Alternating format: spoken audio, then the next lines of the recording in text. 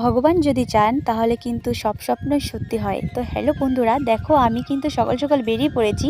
কোথায় যাচ্ছি বলো তো? আমরা যাচ্ছি কুম্ভ মেলার উদ্দেশ্যে।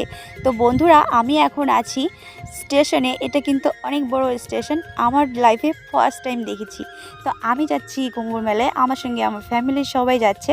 আর আমরা অলরেডি চলে এসেছি কুম্ভ মেলাতে। আমরা গঙ্গা স্নান কিন্তু করে নিয়েছি, আর করার পরেই আমি তোমাদের সঙ্গে ভিডিওটা শেয়ার করছি। প্রচণ্ড গরম আর অনেকটা রৌদ্র এখানে কিন্তু চারিদিকে কোনো গাছপালা নেই। তো বন্ধুরা, আমি কিন্তু এখানের অনেক নিয়মকানুন কিছুই জানি না। তো আমার কাছে অনেক জিনিস ইউনিক লাগলো আর দেখে আমার অনেক ভালোও লাগলো।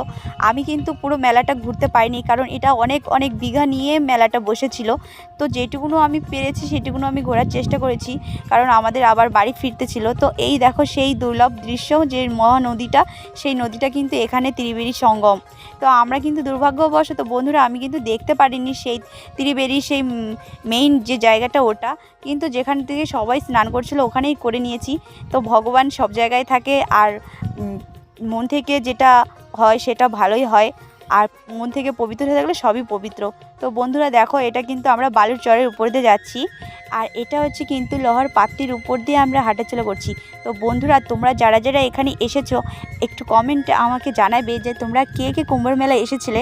আর বন্ধুরা, তোমরা কিন্তু দেখে বুঝতেই পারছো যে এই মেলাটা কিন্তু কিছু মাস আগে হয়ে গেছিলো, কারণ তখন খুব ঠান্ডা ছিল। এখন কিন্তু আমাদের এখানে প্রচণ্ড গরম। তো বন্ধুরা, মানুষ কত ধরনের কৌশল করে নিজেদের জীবিকার উপার্জন করে। তো দেখো, এই দিদিভাইটা ট্রেনের ভিতরে গান করে করে কিন্তু নিজেদের সংসার বা ছেলে মেয়ে নিয়ে বাঁচার চেষ্টা করছে। তো আমি রিকোয়েস্ট করবো সবাই একটু দিদিভাইয়ের ভয়েসটা একটু শোনো প্লিজ।